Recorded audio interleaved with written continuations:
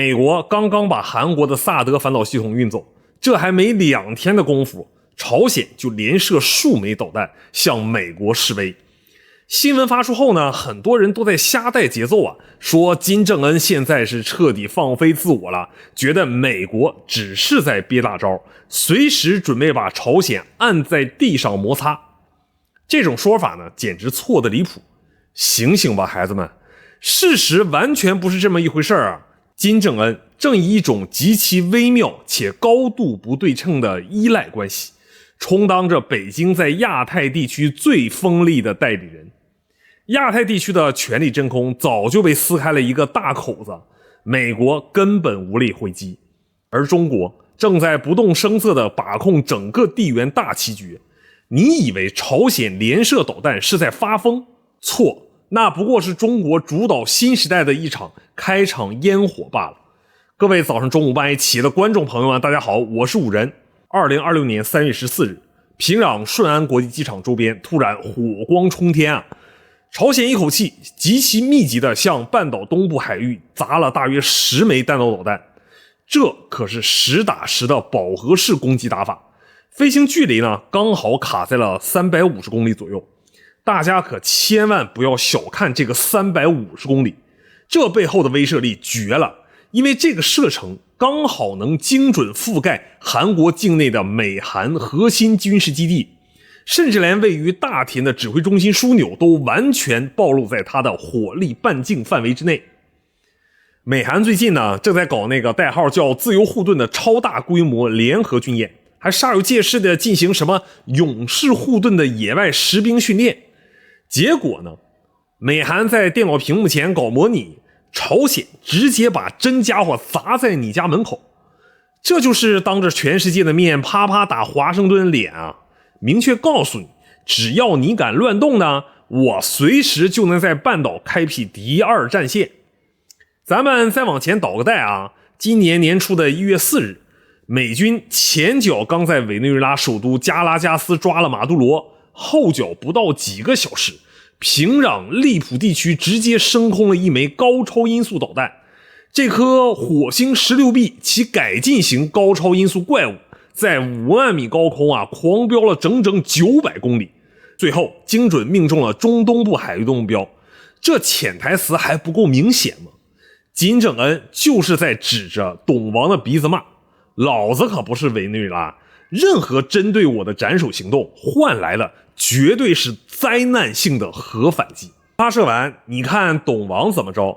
硬生生的咽了下去，完全无力回击。真的不是五角大楼突然变成和平鸽了啊，是他们现在真的深陷泥潭管不起了。如今已经是特朗普的第2任期了，这位老兄呢2025年重返白宫以后，肯定还惦记着当年在新加坡和河内那种能上头条的握手外交啊，到处喊着想达成交易。但是人家朝鲜根本就不吃这一套了。就在2025年7月，金正恩直接放出了狠话啊，说除非美国承认朝鲜是一个拥有核武器的国家，否则任何无核化的谈判都是纯粹的嘲弄啊。到了2025年9月，金正恩说，如果美国不能基于现实承认朝鲜拥有核地位啊，那么就没有坐下来谈的理由了。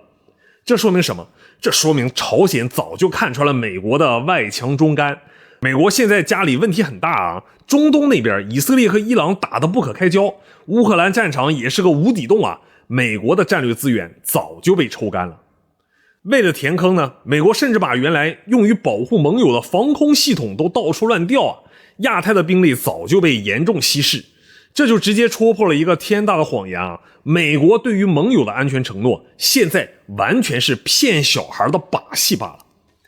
面对朝鲜这种级别的挑衅啊，五角大楼现在连句硬话都不敢说了，只能眼睁睁地看着韩国陷入极度的安全焦虑。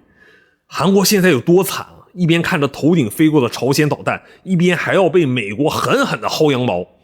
就在2024年底，美韩达成了第12份防卫费分担特别协定，韩国在2026年得向美国交大概11.9亿美元的保护费。不仅如此啊，这几天甚至还有消息传出，韩国为了满足特朗普的胃口，准备提供高达330亿美元的综合支持计划。你设身处地的为韩国想想吧，每天交着天价保护费，结果你的保镖呢，连防弹衣都扒下来借给欧洲和中东的兄弟了，留你一个人在风中凌乱，这种憋屈谁受得了？说白了，朝鲜这10几枚导弹就是在肆无忌惮的嘲笑美国在亚太的虚弱。咱们呢再往深里扒，看新闻就不能光看热闹，得看门道。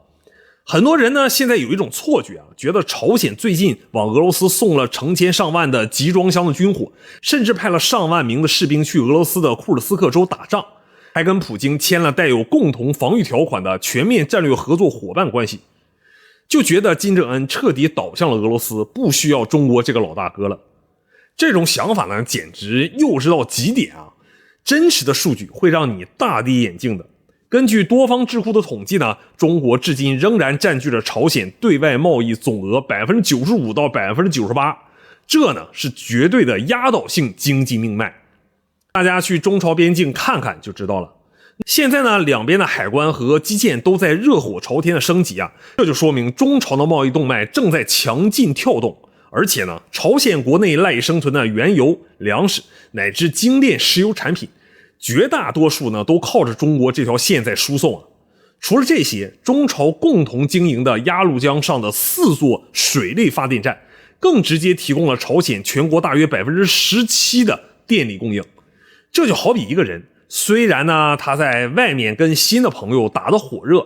做着军火生意，换取了一些高端航空和航天技术，但是他的血库、粮仓和电表开关全都被老朋友死死捏在手里。俄罗斯能给的是急需的实战武器技术，比如朝鲜发射侦察卫星，虽然失败了，但是用的俄罗斯安加拉火箭那种液氧加石油的新型发动机技术，这就是纯粹的军事利益交换了。但是中国能给的是朝鲜这个国家政权能够活下来的绝对底座。在这个局里，中国根本不需要像控制提线木偶一样去微操金正恩的每一个动作，中国玩的是一种高段位的战略默许与不对称依赖。中国凭什么能让朝鲜这么配合？其实呢，中国在地缘战略上已经发生了极其重大的转变了。长久以来，中国表面立场一直支持是半岛无核化，但是随着中美战略博弈全面撕破脸，中国的最优先事项早就变成了维持朝鲜政权稳定和阻止美军在边境的军事存在。大家可能没有注意到一个极其关键的细节，在近期的一份国防政策文件中，中国已经悄然删除了关于半岛无核化的陈述。这意味着什么？这意味着北京在实用主义的考量下，已经默许了朝鲜作为拥核国家的既定事实。在这个背景下，俄罗斯在联合国安理会直接动用了否决权，终结了监督朝鲜制裁的专家小组的任务，而中国选择了弃权，实际上就是联手给朝鲜撑起了一把巨大的外交保护伞。有了北京这把坚不可摧的保护伞，金正恩才敢在军事研发上彻底踩下油门。咱们来看一下朝鲜这几年到底搞出了哪些骇人听闻的怪物啊。从2021年劳动党8大定下了国防科学5年计划，包含13项的核心任务现在几乎交出了满分答卷。首先是洲际弹道导弹实现了从液体到固体的跨代跨越。2023年固体燃料火星18已经实战部署，2024年底呢又试射了更大的火星19啊。到了2025年10月建党80周年大阅兵上，朝鲜更是直接亮出了毛骨悚然的火星20。这款导弹搭载了多弹头独立重返大气层载具啊，摆明了这就是为了彻底撕裂美国的弹道导弹防御系统而生的。战术核武器方面，他们搞出了火山3-1核弹头。2024年4月，朝鲜更是动用了600毫米超大型火箭炮，在核扳机综合管理体下进行了一次极具实战意味的核反击模拟训练。这就等于告诉韩国，我们的战术核弹随时能够像暴雨一样砸过去。在天上，他们试飞了外形酷似美国全球鹰的卫星4高长航时侦察无人机。在水下呢，他们测试了名为海啸523的核攻击无人潜水器。更夸张的是，他们还测试了新一代的崔贤级驱逐舰，大幅度提升了海上打击能力。地面部队甚至装备了带有主动防御系统的天马20主战坦克。你敢相信这是一个被全世界制裁了几十年的国家搞出来的军工体系？这就是因为中国在背后敞开了一条经济口子，让朝鲜能够喘过气来专心抱兵。为了能把这套战略贯彻到底，金正恩甚至在内部进行了一场史无前例的政治大洗牌，彻底抛弃了过去统一的包袱。2023年底，金正恩公开宣布朝韩关系不再是同族，而是完全敌对的两个国家。紧接着到了2024年1月，朝鲜最高人民会议直接废除了祖国和平统一委员会、民族经济合作局等朝韩事务机构。10月底更是直接修改宪法，把韩国白纸黑字定为敌对国家，还亲手炸毁了连接南北方的公路和铁路。这绝对不是小孩子发脾气，这是极其冷血的战略切割。为什么？因为只要韩国还是同胞，朝鲜动用核武器就会有极大的内部道德阻力。现在定性为敌对国和侵略者，那么朝鲜一旦在半岛丢出战术核弹，就有了绝对的合法性。就在刚刚结束的2026年2月19日到2月25日的朝鲜劳动党第9次代表大会上，金正恩再次毫无悬念地当选了总书记。这场大会不仅代表了权力巅峰，更透露着一个极其诡异的细节：金正恩在开幕式上破天荒的没有提及他的祖父金日成和父亲金正日，代表们胸前佩戴的也不再是双人像的徽章，而是金正恩本人的专属徽章。这说明了金正恩在彻底剥离先辈的政治遗产，建立了属于自己的绝对权威的时代。这个时代的核心纲领就是抛弃和平统一的幻想，全面推进核武力量和常规武装力量全面整合。其实呢，这种骨子里追求绝对独立的执念，是从金日成时代创立主体思想时就深深烙在朝鲜政权基因里的。朝鲜历史上极其反感所谓的士大主义，但就是这种极度渴望独立又在经济上极度依赖中国的人格分裂呢，反而成了中国最好利用的战略杠杆。中国不需要朝鲜做听话的提线木偶，恰恰需要它像一头充满野性、充满自主进攻欲望的狼。当这头狼时不时地对美国和日本、韩国露出獠牙时，中国只需要坐在幕后喝茶。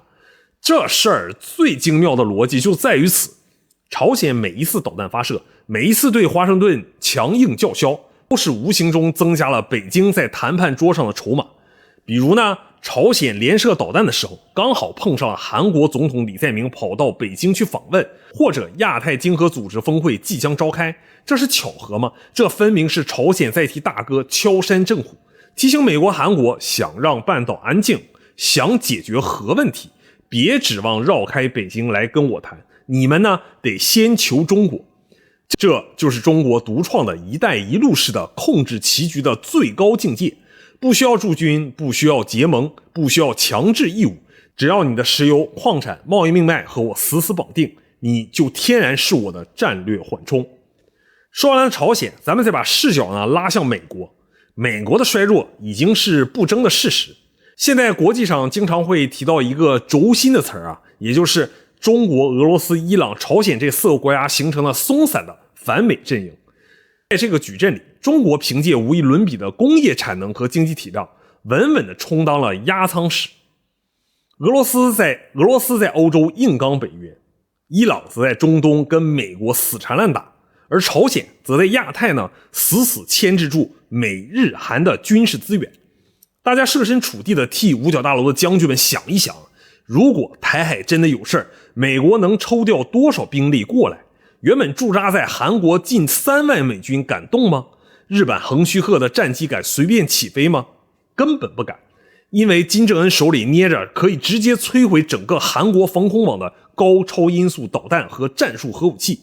只要美国敢把亚太的兵力调去干涉台海或者南海，朝鲜分分钟就能在半岛掀起一场惊天风暴。这就是为什么我在说金正恩看似在发飙，实际上他是在替北京执行最完美的区域拒绝、反介入的战略延伸。中国完全不需要和美国在西太平洋正面硬刚，单靠几颗棋子的联动，就能把美国困死在全球多线作战的战略泥潭里。旧时代的规则早就死了，美国那种靠着航母战斗群和几句空头安全承诺就能镇住场子的日子一去不复返了。现在的亚太是中国在发牌，朝鲜在前面吸引火力狂射导弹，说难听点就是中国改写亚太秩序重塑地缘政治版图的一场开场烟火。好了，今天的节目就差不多了。大家觉得美国在亚太所谓的霸权体系，在朝鲜这种不要命的核威慑和中国深不见底的战略拉扯下，还能撑多久呢？韩国现在这种随时可能被牺牲又不得不掏出100亿美军寻求保护的状态，会不会逼着他们彻底走向极端呢？欢迎在评论区把你最真实最犀利的看法甩出来，大家一起在评论区接着聊。也别忘了点赞转发订阅我的频道，我是五人，欢迎你们下期接着看。